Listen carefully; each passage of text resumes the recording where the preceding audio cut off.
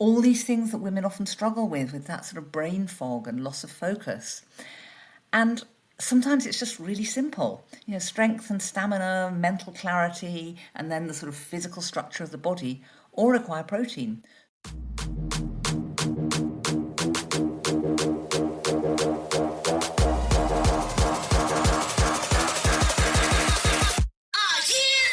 Welcome to Suburban Warrior, the podcast that will impact, inspire, and empower you to transform your mindset and become the badass warrior that you are. I'm your host and fellow warrior, Chrissy Pfeiffer, former clinician and corporate marketing exec turned multi-passionate entrepreneur, performance and life coach, and mom to 4 not-so-little warriors. Each week, I will bring you honest conversations with inspiring guests to share their stories of resilience, optimism, success, and simple yet effective strategies so that you transform your thoughts and change your behavior to get the results you want in your life. You will be empowered to take action, warrior up, and believe in you. Let's do this.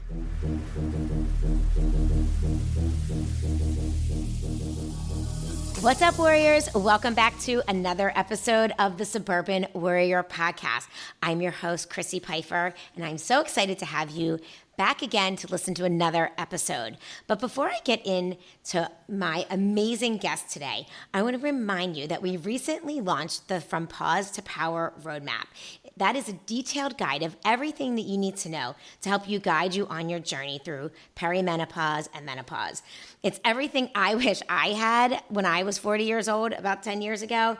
And now you can download it for free at suburbanwarriorpodcast.com. And while you're there, be sure to sign up for our weekly newsletter, Pause Like a Warrior, because that has all of the latest news and all of the latest tips from every podcast. So I'm really excited for you guys to get that in your inbox weekly. So be sure to sign up for those. Again, that's at suburbanwarriorpodcast.com. So now let me introduce today my guest, where I'm so excited about the topic we're going to be talking about because it is one that is very near and dear to my heart, nutrition.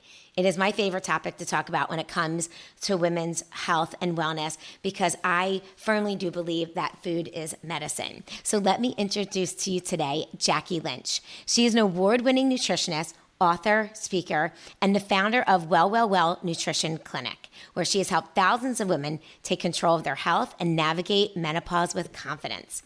Passionate about breaking the taboo around menopause, she hosts the hugely popular The Happy Menopause podcast, which was shortlisted for the International Women's Podcast Awards in 2021, 22, and 24. She's also the founder of the Happy Menopause Club, a premium membership site offering expert nutrition resources and support for midlife women. Jackie is the author of the best-selling The Happy Menopause, Smart Nutrition to Help You Flourish, which was highly commended in the 2021 Health and Wellbeing Awards. Her new book, The Happy Menopause Guide to Energy, Nutrition to Rejuvenate Your Brain and Body, will be published this September.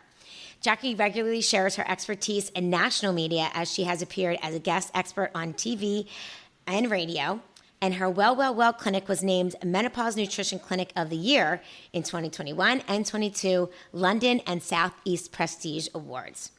A highly respected voice in the field, Jackie is a fellow of the British Association for Nutrition and Lifestyle Medicine and a member of the British Menopause Society. She's a registered nutritional therapist with the Complementary and Natural Healthcare Council. Welcome to the podcast, Jackie. Thank you. Thanks so much for having me. Absolutely. First of all, like I said before we even started recording, I'm so excited to just listen to you talk for an hour because you have such a beautiful accent. So this is going to be so fun. But I am really excited to hear all of your expertise in nutrition and all that you've been doing for women in midlife around nutrition and menopause and perimenopause, which is obviously something that is very near and dear to my heart as well. Absolutely. So tell us first a little bit about you and how you really got into this field. Well, I've been working in the field of nutrition for 20 years now, really, but I've been specialising in menopause, women's health and menopause, for about just over 10 years. I started out as a generalist after I graduated, and then I wasn't quite sure. Many of my fellow students were very sure that they wanted to be the expert in this or the specialist in that. And I just felt, how we have that sort of imposter syndrome. I thought, well, how can I be a specialist when I've only just graduated and I don't know enough? Yeah. So I was a generalist for several years, which actually is really hard because you've got to know a bit about everything and you can't really become expert in any particular area. But I remember quite distinctly being invited to speak on nutrition for menopause at a big medical event. And all the other people on the panel were doctors and gynecologists, so all completely medical. And then there was me. And we each got a little slot. And I remember I was the last one to speak, and they'd all spoken for so long that my 20 minutes was cut down to 10. And I thought, oh, there's so much I need to say. Where do I start? How do I do it? Yeah. So I decided just to focus on one core area and speak as fast as I could. And at the end of it, I thought, I don't know whether that's been useful. I just don't know. But they had a sort of drinks reception at the end, and I just went out to get myself a drink. And I was suddenly surrounded by all these women, and they were saying, thank you so much. We had no idea. We don't know if we want to use hormonal therapy. Maybe we do, maybe we don't know. But we just didn't know that diet could make such a difference. And it's so great to know that we've got some control. And I was quite shocked. And I thought, my goodness, someone needs to get out there and spread this message. So it felt like that was the moment that the universe was calling me and saying, you found your specialty, it's menopause. Because at the time, I was going through perimenopause, and I just thought, oh my goodness me, there's so many ways that women can help themselves. You may or may not need hormonal therapy. Sometimes women need that too. But whether you take it, whether you don't, nutrition is such a big part of the picture that it just makes everything work better. Yeah. So I'm just curious, was that like around 10 years ago? Because I'm just curious, because I feel like in the general public, but even in medicine, people haven't really been talking that much about menopausal care, what do women in menopause need. Maybe it's been a little bit different, in Europe, but at least in America here, it's really been in the recent couple years that it's become, women have had more of a voice. Clinicians are starting to speak out about it more. So I'm just curious what the time frame was of that, conference Yeah, that you were that's a talking really at. good question. It was in 2015, actually on my birthday, Okay. in June Yeah. 2015. Oh And my I gosh. Yeah. remember So about feeling, 10 years ago. yeah, I thought, should I do this? Oh, normally I have friends around, and I thought, no, it's a really good thing to do. And it was Yeah. actually life-changing for me. But it wasn't organized by a medical organization as medical conferences normally are. It was actually set up by a women's magazine. Oh, So it wow. was their event, and they'd invited these various doctors along and me because I'd written for them before. So they thought, oh, well, she knows about nutrition. Surely she can say something about menopause nutrition. So it was I still love that. very unusual. It was still very Yeah. unusual. And when I started working more directly and specialising my clinic in that area, and I started working with other people like women's health physios and women who were trying to raise awareness in the workplace, we were all trying to beat the drum and no one was hearing us. So Yeah. it wasn't really till about 2019-20 that Yeah. there was a big, one of our well-known celebrities in the UK, a lady called Davina McCall, did a documentary that Oh, went on TV, I think in 2019. And that started to open it up because here was a celebrity talking about their menopause. And yeah. although there's an upside and a downside to that because she was making Right. recommendations that she wasn't qualified to make. Right. Right. Right. Nonetheless, what she was doing was daring to speak about it. So suddenly it was on the news. And so I think perhaps we might be, a couple of years ahead in terms of the public awareness as a result. Yeah. Yeah, for sure. Because I actually was starting to go through perimenopause probably 7 years ago, but in 2019, 2020 was when it was really hitting me hard, and I could not find any resources. My doctors weren't listening. Yeah. Everything's fine. Your blood work looks fine. The whole deal that all these women are experiencing now. But it's getting a little bit better. It has. I would say in the last couple years, it's really gotten better here. But still, we have, at least in America, we have like a very small amount of trained menopause providers, like a couple thousand compared to, the millions of women that actually need help. So it's still a major, major issue here in the United States, which is obviously why I do what I do, to just help women advocate for themselves and find the help that they need. So Yeah. then let's get into it, because I'd love to talk about nutrition, for women in midlife, right? And, I think there's a lot of women in midlife, we're talking late 30s, early 40s, in their 40s.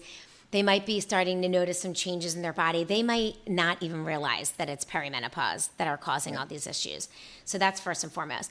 But tell us a little bit about, what are you seeing? What do you see with your clients when they come to you? What are you seeing, and how are you able to help them? Yeah, it's a great question. You're so right, because I think what people don't realize is just how early the hormonal changes start. Yeah. Perimenopause is a lengthy process, in the same way that puberty is a lengthy process, in fact. Right. Um, Right. and it takes a while for, the early warning signs to kick in, and then you start to get into the main symptoms, and then you start to move out and to the other side and achieve a new sense of balance. So I think I see a combination of women. I see women who are absolutely, they already know, because they're getting the real big telltale signs, like the severe hot flushes. And the one Yeah. symptom that everyone knows about are the hot flashes. Exactly. Exactly. So if you're getting those and you're in your sort of 48, then they've kind of joined the dots. So I see lots of women like that. But I see an enormous amount of women between the ages of 40 and 45 who are experiencing some of the less well-known symptoms, things like anxiety, loss of confidence, brain fog, and they're suddenly not operating as well in the workplace. Maybe if they've got quite a high-powered job, they're not retaining things as well, they're not feeling as confident to stand up and speak in front of large groups. Yeah. Or, if women are in sort of working in shops or stores or things like that, they're suddenly finding that they get more awkward and embarrassed when they're dealing with customers, when they're never used to, and just not quite understanding this change in themselves. And they often Yeah. come to me not because of that, they're just thinking, I don't know what's going on there. They'll come to me because they've got irritable bowel syndrome and their digestion's not great, or they might Yeah. want to lose weight, or they've got eczema. They'll often come for another reason. And then we start joining all the dots and they're thinking, oh my God, no one said it could start this early. And it's Yeah. that sense of it being a lengthy process that people don't really recognize. Yeah. No, I completely agree. And I feel like, I talk to so many women that have similar symptoms, like you said, they start to have really heavy periods, or they're starting to, right? That's a big one. And, Yeah. or their sleep disruption is beginning. And maybe they're not getting the hot flashes. I think gut health is a huge one, joint pain, all of these symptoms that I think women in their late 30s and early 40s are experiencing, and not realizing that Yeah. it could be due to perimenopause and the hormonal disruption. Yeah. And Absolutely. listen, our American diet, our modern American diet, is one that does not support our health. It is not a nutrient dense diet. It is an on the go, we live busy lifestyles, Yeah. and so again, nutrition plays a big part in this, because we're not really doing anything to help support ourselves from a sense of nutrition standpoint, when we're also starting to go through these changes. So tell me, when people come to you and you're starting to kind of dive into what their symptoms are and what they're experiencing. Well, first of all, I'm curious, I guess they're coming to you because they know you're a nutritionist. So they're already open to exploring changes in their diet, right? Yeah. Yeah. Absolutely. Because it does require a commitment. Yes. It's a little bit like having physiotherapy. The physio will give you the exercises, you then have to go and do them. And if you haven't Right. done them, they always know. You come back and say, I did Yes. them and my leg still hurts. Yeah, you didn't do the exercises. It's a bit like that with the food. I will give the guidance, but ultimately the person has to want to change. And we have such an emotional relationship with food that Yes. sometimes people aren't ready to make those changes. But normally Exactly. when they come to me, they are, because they've made that decision and they're investing both time and money and focus on their health. Exactly. Okay, so then when you have a client that comes to you, What are some of the, I mean, obviously, I know you have to assess each patient and every person is bio individual and has different needs. But what are the first things, like high level? What are the things that you see that need to be changed? So the high level. So what are the high level things that we need to change? Well, I think there are some really obvious patterns that I see. And I think the single biggest pattern that I see amongst women is they're not eating enough protein. And it's a Okay. huge one because they just sort of don't seem to have that instinctive understanding that men do. Men take a very dim Yeah. view of any meal that doesn't have obvious protein in there. You know, what's all Right. these Right. leaves? What's this quiche? You know, what's this? This isn't any Oh my good. God, that is so true. Is that like an innate primal thing between men and women? Because it is, that is just such a true statement where women will eat all of the fiber and the vegetables and the salads, Yeah. and men are like, yeah, where's my steak? Yeah, exactly. And I think there is an instinct there. You know, they know it Yeah. helps their muscles. They know it makes them strong. But guess what? You know, we can lose up to 40% of our muscle mass by the time we've gone through the menopause. We need protein for Yeah. that. Protein is every body cell is made of protein. We need it for Yep. growth and repair of cells, recovery from injury. We need it for our bones. And again, you can lose up to 25% of bone density by the time you've gone through the menopause. You've got to give your body those raw materials. Our skin, our hair, and our nails are all made of a form of protein called keratin. Yep. And, you know, women often experience thinning hair or splitting nails, and they blame the Yes. menopause. But Right. it's like, is it the menopause? Or are you not actually giving your body enough protein? Because the truth is that if we are low in protein, the body, who has one job, it's got one job, the body, to keep us alive, it will Yeah. prioritize our vital organs and it will send the Yeah. protein to our heart and our lungs, our liver. It doesn't care that our hair's looking rubbish. Right. So, you know, it could be that. And then the amino acids found in protein rich foods are used by the body to create key neurotransmitters that regulate things like mood and memory and concentration and motivation. All these things that women often struggle with that sort of brain fog and loss of focus. And sometimes it's just really simple. You know, strength and stamina, mental clarity, and then the sort of physical structure of the body all require protein. So the very first thing I will tell them is protein with every meal. And if you're snacking, Yeah. although we probably don't need to snack, every snack as well. Yeah. You know, it's not just, oh, I'll have a little bit of toast in the morning and I'll have my green salad at lunch and then I'll have a bit of chicken in the evening. Not enough, Yeah. ladies. It needs to be Yeah. every single meal. Yeah. I have read that the more research that I've done, the importance of getting your protein throughout the day for just Yeah. protein synthesis, muscle development, as your energy throughout the day. Okay, so what is your stance on how much protein do you think women should eat?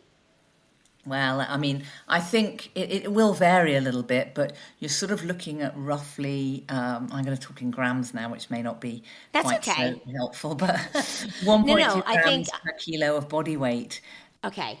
But I don't really like getting hung up with weighing stuff Right, because right, life right. is too short and frankly, we're busy people. So, what I tend to Yes. say to people is if you're looking at breakfast, well, many people have some kind of cereal-based breakfast. So what you need to do is that this is where the plants come in. So the seeds, pumpkin seeds, ground Yeah. flaxseed, sunflower seeds, or chopped nuts, and it's a couple of tablespoons stirred in to the cereal. That gives you about the right amount of protein, particularly if you're adding either milk or Greek yogurt. If you go for authentic strained Greek yogurt, then which is 9 grams of protein per 100 grams. Again, sorry, I haven't got the No, ounces there. listen, no, we're used to dealing with grams when it comes to our food. Oh, So that's helpful. grams are, That's cool. yeah, yeah, we're good. And then that's okay for the morning. Or if you're an egg person, you like a cooked breakfast, then it really should be 2 eggs to make Yeah. sure you're getting sufficient protein. And then when it Okay. comes to lunch and dinner, I like to sort of divide the plate into quarters, 4 quarters. And Okay. 1 quarter of the meal should be protein. And it's about Okay. a fist size. Your fist, not your partner's fist, which could be a lot bigger or potentially Yeah. a lot smaller. Yeah. It's your fist because it's proportional to you. So it's about the size of a chicken breast, a salmon steak, you know, a couple of dollops of hummus or portion of tofu, whatever your source of protein is. And then you don't need to think about it because it's about a fist size. It's a quarter of the overall meal. You're getting what you need, and you're not getting the scales out and thinking, "Oh my God, what was my kilo of body weight thing again? I can't remember Yeah, that." right. So just, fist size, quarter of the meal, and Yeah. bingo, then you're getting roughly the right amount of protein. Okay, great. And do you have a preference for what sources of protein you prefer or you think are better for women in midlife? Yeah, it's a great question, and I'm going to go out on a limb and be a little bit unpopular and controversial Oh, here. good. That's okay. I like it. Bring it. Bring it. We like controversy here on this Word Warrior podcast. Well, a lot of people absorb animal protein better than plant Yeah. protein. And there is a big trend towards vegan diets or largely plant-based diets. And don't get me wrong, there's lots of benefits to a plant-based diet. It's sort of particularly if you're struggling with issues around cholesterol, it tends to be higher in fiber, all these things. But it doesn't suit everyone, and there are a Yeah. couple of reasons. One is that animal protein is often much more easily absorbed, so you get more bang for your buck, if you like. Yeah. And the other one is that every animal protein is what's called a complete protein. So it contains Yeah. all the essential amino acids we need in one easy package. Plant proteins mostly don't. They're incomplete proteins. So you've got to mix it up a lot more. You've got to have different nuts and different beans and different lentils and different this, different that. So Yeah. soya is a complete protein, hemp's a complete protein, and quinoa, although it's quite starchy, also the protein in quinoa is complete. So if you're thinking, well, I'm not going to have an animal protein diet, well, at least focus on it having one complete protein every day from your plant sources. But very Okay. often in my clinic, women will come and they're just tired. They're really Yeah. lacking strength and stamina, and they're putting on weight, and they're not sure why, because they're sort of barely eating anything. And I just think, okay, well, let's get you on some animal protein at least once a day. Yeah. Whether it's an egg, whether it's some meat, some fish, once a day. And then protein at the other meals can be whatever you want, but let's have once a day. And you see the difference in about 2 weeks. It's Yeah. significant. They're suddenly not drooping. Their head is up. They're feeling strong. They've got the strength to come home from work and actually clean the bathroom. I mean, not the best way to spend your evening, but I remember I remember But one it's woman got to be cleaned. recently. Yeah. Well, she said to me, "Oh Oh, my God, I can actually do, I can do some useful things in the evening. I'm not just collapsed because I'm so yeah. exhausted." And sometimes it's really simple. It's not this weird superfood from Peru and the mountain Right. cave. It's get the protein in. Yeah, yeah. No, I love that you mentioned that. Well, two things there. I love that you mentioned one, like we're talking about like literally getting enough energy back to just do like ADLs, right? Your like activities of daily living and be able to function. Because Yeah, a lot of women who are going through this phase of life, I think, are having such extreme fatigue or brain fog. We see a really high percentage of women who do have to leave the workplace because they no longer feel like they can perform like they used to. They're, yeah, like you mentioned earlier. So this is about getting yourself, obviously to the best place that you can be, but really just getting to live and do normal functions, like cleaning the bathroom, like you mentioned. And then there was a second thing I wanted to mention that you brought up. Oh, well, I do think it's important, for everyone to really assess where they want to be and what works for them. But I think it's important to mix up your proteins, like you said. I think, yeah, as long as your body can tolerate different sources, I think it's really yeah, important, yeah, to have some of the animal protein, have some. I know for myself, I notice a difference when I don't eat animal protein. I yeah, really do. And yeah. so for me personally, I need that for my energy and I need that for, just trying to just maintain muscle mass, which is Yeah. not easy these days. No, no, it's not. And I mean, ultimately, people must do what is right for them in terms of what they can digest, as you said, what they can absorb, but also their own sort of Yeah, ethics and views. Of course, I understand that. of But course. if you are Yeah. a bit more flexitarian, then that's not a bad shout. That you can Yeah. just get that balance, shift that balance a little bit. And sometimes, you just need to do that a bit more focused for a period of time, and then you can rotate across the week. Sometimes you just need a bit of a blast over a short period of time to get things back in, change those habits. Yeah. Okay, so that's great advice. Any other, high level suggestions besides, making sure you're getting enough protein? Any other suggestions for women Yeah. that Oh start God, to, so many. okay, well, let's do So, it. I mean, back to protein. One of the things about protein is that foods that contain protein contain fat. And so Yeah. many of us, I mean, we are the generation that grew up with the low fat diet being drummed Oh, into us. yes, And yes. if fat wasn't called fat, we wouldn't all get so confused, It Yeah, needs a yeah. rebrand, it needs a new PR company. Oh The my God, I body, love that. It needs a rebrand for it does, sure. It because the does. body doesn't, the first thing the body does with dietary fat is not to turn it into fat. The very Yeah, first thing it will do with dietary fat is it will use it to make hormones. And oh my God, it's sex hormones. If ever there was a time in our life when we needed the right balance of sex hormones, it's right now. And so many yeah, of us, they're putting on a bit of weight, thinking, oh God, what's going on? And they just strip all the fat out of their diet. And they yeah, have any product they buy that contains fat is a low fat thing. They avoid everything.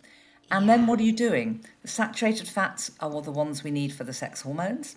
The essential fats, so the omegas, omega 3, 6, and 9, we need for brain health, we need for skin and hair and heart health and hormone balance. And yet we're sort of low fat. So, first of all, by having that quarter of protein I talked about, you're getting the fats in, yay for that. But yeah, also, anyone who's in the habit of doing low fat stuff, low fat hummus, low fat cottage cheese, low fat yogurt, yeah. let me tell you, they barely had any fat in the first place. Right, And right. when you look at things like hummus, the only fat they've managed to remove is actually the essential fat. So it's throwing the baby out with the bathwater because there's barely any saturated fat in hummus anyway. And when they Yeah, take the fat out, they have to put something in because they've lost the flavour. So there'll either be more yeah, salt or more sugar in that product. yeah. And sugar is the one that your body is more likely to turn to fat cells than fat in the first instance if you have too much of it. Right.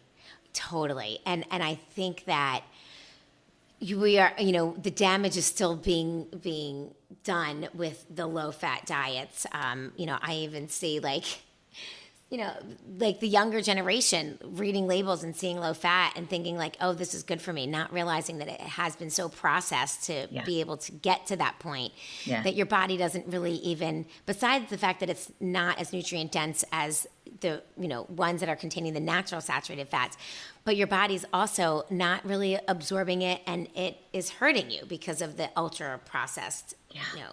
part of Absolutely. that food. It's not natural anymore. Absolutely.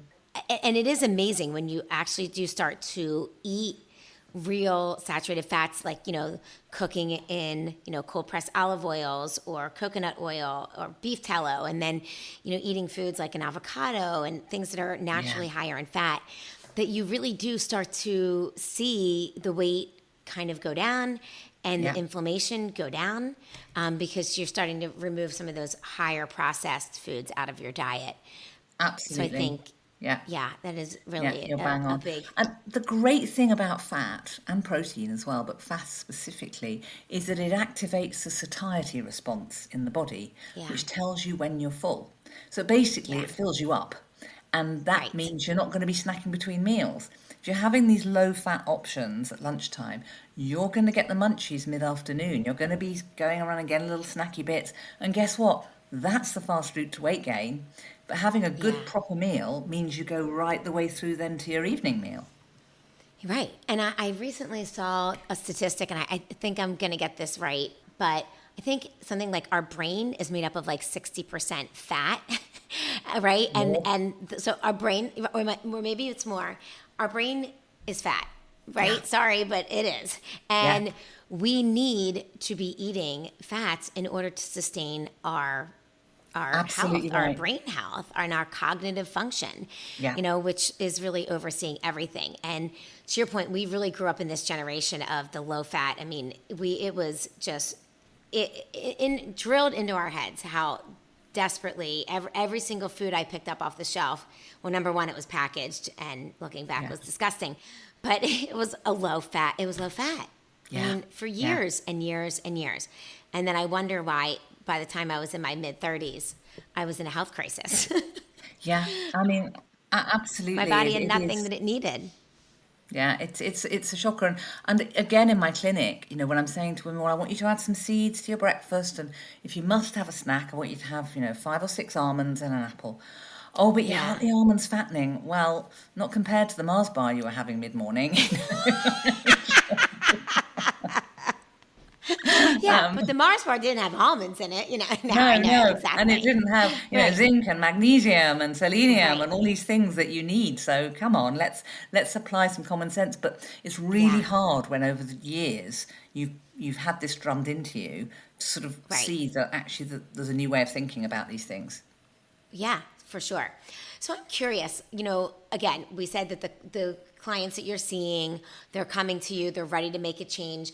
How long does it usually take before they're starting to, like, they make the changes in their diet? And how long do you think it takes until they start to see a difference, to see that their diet is truly affecting how they feel? It's a good question. And it is slightly going to depend on Sure. the reason for them coming. So, for example, if it's something around periods, Yeah. that's going to take a bit longer because the cycle, of course, is monthly. And quite often, for example, from time to time, I work with people who are about to have IVF and they want to be in the best shape possible because Right. they can only afford 1 or 2 cycles. Of And so course. I'll say, look, let's do this for 3 months because actually that's the time for the eggs to really reproduce themselves correctly. So those sorts of things can take a bit longer. And if you're struggling with things like flooding or PMS and all that sort of Yeah. premenstrual issues, it'll take a bit longer. It'll take a good couple of months because you need those cycles to go through and the food to impact the cycle and so on. But if we're Sure. talking energy and sleep, you can see the difference in a couple of weeks. Yeah. It's quite quick. Yeah. And you can even see weight loss relatively quickly, which everyone's going to start listening now, thinking, hang on a sec, I'd stop listening. Yeah. Weight loss. Oh, Um, weight loss? My yeah, ears yeah, perked up. protein. Well, protein, it but helps to burn fat. It's a great Yeah. thing. And, if you suddenly realize, oh, you're eating in a way that actually your metabolism likes, then suddenly you might suddenly lose a couple of pounds when before Yeah. you couldn't even get half a pound off. Right. So it will depend on what they've come for. Again, with digestion is complex. There are many reasons Yeah. why someone might either be constipated or have loose stools or get bloating. And so I might not hit the right reason first time because everybody's very Sure. different. But Yep. sometimes you can see the difference really quickly, again, in a matter of a couple Yeah. of weeks, if I've hit gold first time. Yeah. So it can be quick, and I think that helps with motivation. If you're making changes and you see Exactly. the benefits, you're like, oh, okay, I can do this then. Yeah, sure. If I Sure. suddenly think I'm not drinking alcohol or I'm not eating bread or whatever it is that I've suggested, and they suddenly think, Right. oh my God, I'm sleeping so much better, or oh, I'm just not as bloated. Now my stomach's flatter. I can, my trousers aren't hurting at the end of the day. Yeah. Right. Exactly. And I do think getting that little bit of seeing some change happen is very motivating, Yeah, and for can sure. help people continue on that journey. Okay, so we talked about some of the things that are really good for us and things that we should be, making sure we add to our diet. What are some things that you really suggest removing from your diet? I know you mentioned sugar, so sugar obviously big culprit because a lot of people don't realize how much that turns into fat and is Yeah, contributing, to the downward spiral of their overall health. So yeah. sugar is a big Sugar's a one. given. Yeah, And like refined sugars, not like the maple syrup or honey, like those natural sugars that we can add into our diet. But yeah. what are some other things that you think are big red flags that really people should be aware of? Well, I'm not going to make myself popular here. So the first one is caffeine. Caffeine Oh, is a major trigger for hot flushes. So if you're struggling okay. with those flashes, it's not great. Yeah. And of course, it's a huge sleep disruptor. Yeah. We've got this chemical called adenosine in the brain, and adenosine is what makes us drowsy. So it's supposed to be low in the morning at its lowest, and then it builds up in the evening, getting us ready for sleep. Yeah. Caffeine is an adenosine blocker. So if you're having caffeine later in the day, and depending on how sensitive you are, some people find even the morning caffeine will work all the way through, Right. then it's going to disrupt your sleep. And sleep is perhaps one of the biggest problems we have in midlife because women might be getting night sweats and hot flushes at night. They might be, if not, they're not actually getting the sweats. We often get hormonal surges in the night and you wake up and you're not quite sure why, but now you're awake. Yes. And Wide so, awake. yeah, and then it's the getting back to sleep that is a real challenge.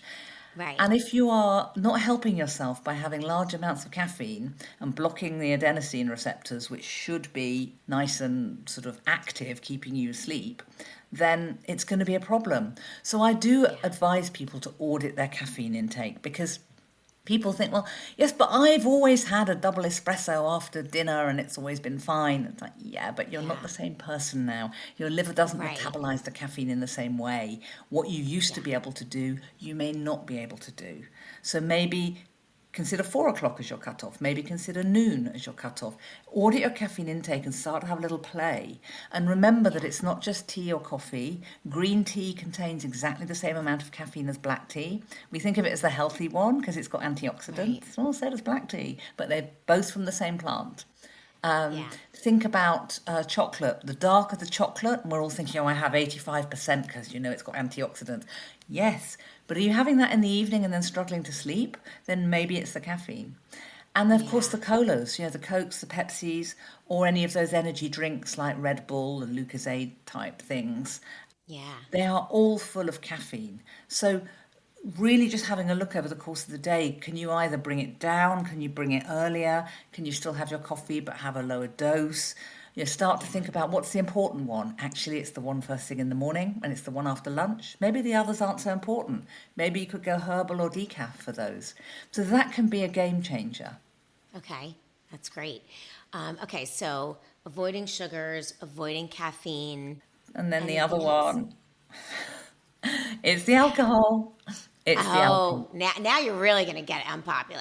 I know I'm everyone's just, going to stop listening now and they don't yeah, like that British no. woman with her ideas. Listen, I can't imagine you're the first that they've heard it from, but yeah, I mean, listen, every woman knows that, especially midlife, you start to really metabolize alcohol differently. Yeah, You feel differently when you drink. You can't yeah, recover as much from drinking. no, Maybe, absolutely. maybe the things that you can drink are different. Like I know for me, like I had to stop drinking wine literally in my mid 30s because I just Yeah, physically could not tolerate it. Love wine.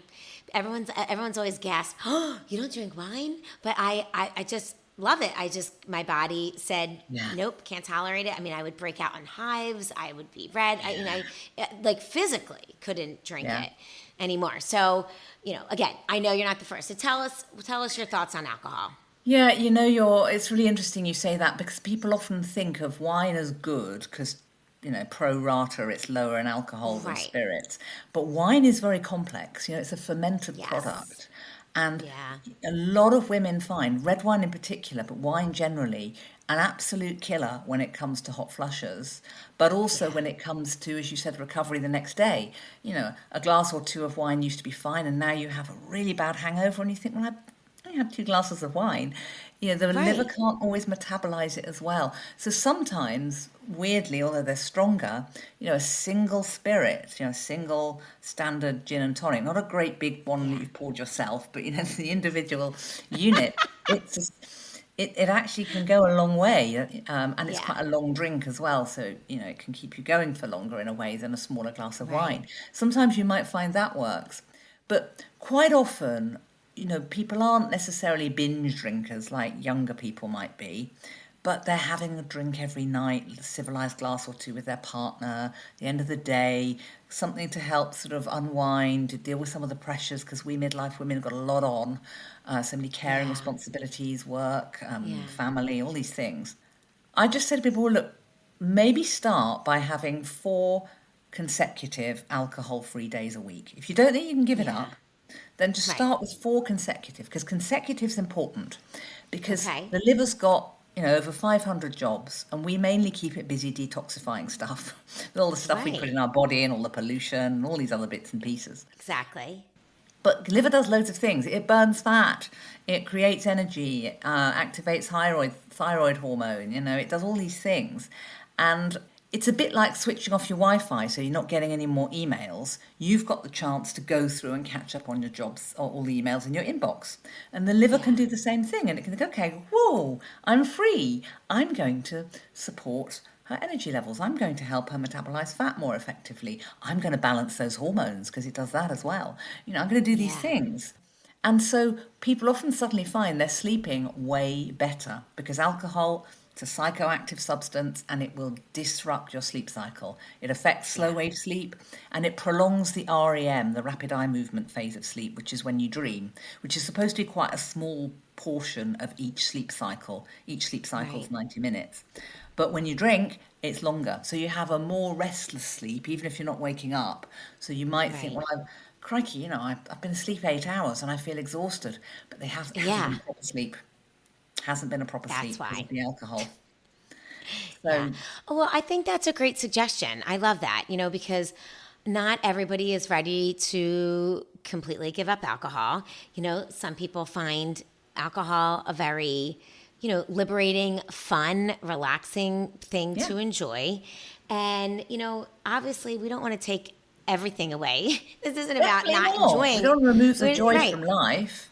Exactly, exactly. And again, maybe alcohol isn't for everyone, but if it's something that you don't want to remove from your life. I love the suggestion of, maybe taking 4 days, maybe it's 5 days, whatever it may be. Maybe you just drink on the weekends, like whatever Yeah, works for you, but giving yourself sort of that time frame to kind of reboot, as you said, exactly. with the Wi-Fi. It's giving your body a little bit of a rest, and then you can enjoy it and not, hopefully feel better and recover Yeah. from it. And it's a quick win. If you're struggling with weight Yeah. management, losing the booze, yeah, it's a good one. It can Yes. often be, Yes. a quick win and suddenly a few pounds fall off. So there's Right. obviously do what's right for you, but I think it's about just being aware that if you try those 4 consecutive days and you suddenly think, oh my goodness, Monday to Thursday, I sleep so well, and then I don't sleep so well at the weekend. Then it's your Yeah. call. You might think, well, never mind. I'm going to a wedding. Exactly. It's Right. a girls' night out. I'll have a rubbish night's sleep, but not to worry. Next week, I'll be back on my thing. So we can all have Yes. fun, but it's about just being aware and having the understanding so you can apply it to yourself. Yeah, I love that. Now, do you also believe in supplementation, to help sort of obviously supplement between the gaps? And I'm thinking specifically about alcohol because there are some things that can maybe help with the support the liver a little bit. Maybe it's activated charcoal or glutathione or milk thistle or things like that that can help to support the liver while you're drinking or after you drink. Do you believe in things like that or think that they help? Well, I think there's good argument for good quality supplements, although you need to make sure you get the right advice if you're taking them consistently. Yes. But the trick that I often say to people is, if you've sort of had 3 glasses of wine, you think, oh, that was one too many, a gram or two of good quality vitamin C before bed.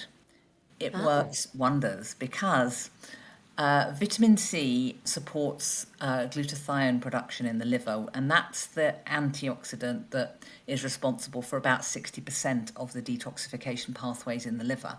So if you have some yeah. vitamin C with water before bed, obviously it will depend on how much you drink as to whether you don't get a hangover at all or you at least can get out of bed as opposed to being stuck there for the entire day. It's Right. all relative to however much you If have. you have But 10 drinks, vitamin C may not be helping you, but yeah, it will. It might stop you killing yourself, but that's. right, right, But right. you'll sort of you'll feel less jaded the next day. Right. With some vitamin Okay. C, a good quality vitamin C. Love I that. mean, it does need to be good quality. Look for something on the label that's called Yes. buffered, because high Okay. dose vitamin C will.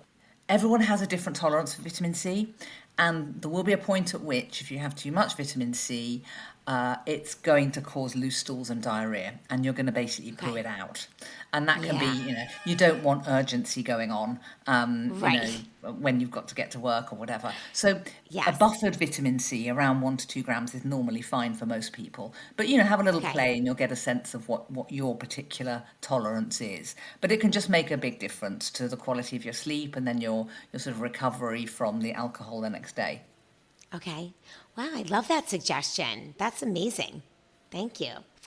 Okay, so I want to talk briefly about, before we end, about your new book that's coming out in September.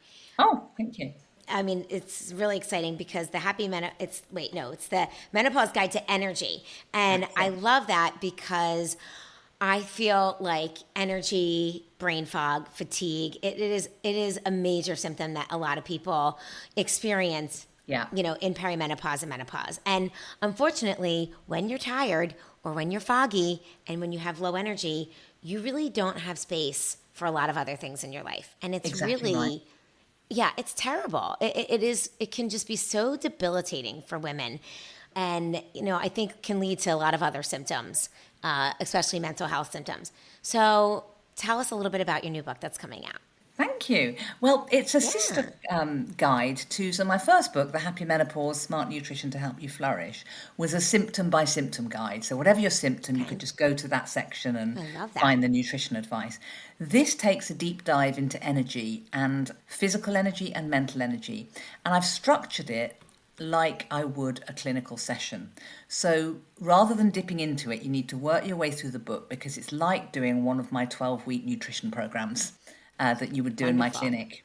And so I've created these little strategies. So, for example, where I might do functional tests, either blood tests or stool tests, there are these little quizzes which will help identify where the issues might lie. And then you've got the advice on what to do with each one. So you'll go step by step through the Happy Menopause Energy Clinic. And at the end of it, you'll create your own 5-step program based on what you've discovered and learned as you work through the book. So I'm super excited about it. Yeah, that sounds amazing. I love that. And I'm so excited for you. So that is due to come out this September. So just a couple months away, 9th right? September, yeah, and it will be available Great. in Barnes& and Noble, Amazon, and all the usual places for wherever you like to get your books. Wonderful. Well, congratulations on that. And thank you for all that you're doing to help educate us. And I want to thank you so much for being here. Tell my listeners where they can find you. Absolutely. You can follow me on social media at UK, or you can visit my website, which is well-well-well.co.uk. Come find me there. Oh, I love that. Well, well, well. I love the name. Well, thank you so much for being here with us today, Jackie. I really appreciate all of the expertise that you shared with us. I think that you shared a lot of good tips and tricks for us. And for all my listeners out there, thank you guys for joining. And I hope that, from listening to this podcast today, you really got even a deeper understanding that you truly have the power to heal. It is all within you. And there are things that you can do to switch up your lifestyle and make some small changes each and every day to really take control of your health in this mid stage of life. So thank you, Jackie, for being with us today. And guys, you can find me at Suburban Warrior on Instagram, TikTok, and YouTube. And please be sure to click the follow button because we would love for you to not miss any episodes of the Suburban Warrior podcast. And of course, as always, we would love to hear from you. So drop us a comment and let us know what you think of this episode. And lastly, be sure to share this episode with a friend that you think needs to hear this amazing information as well, because that's what we're here to do, support each other. No one should be going through this stage of life alone, and we want to make sure that we help every person that we can. So thanks again for being here, Jackie. My And pleasure. guys, it was wonderful to talk to you. And guys, I'll be back next week with another amazing Suburban Warrior here to share her story with you. Until then, talk to you next week.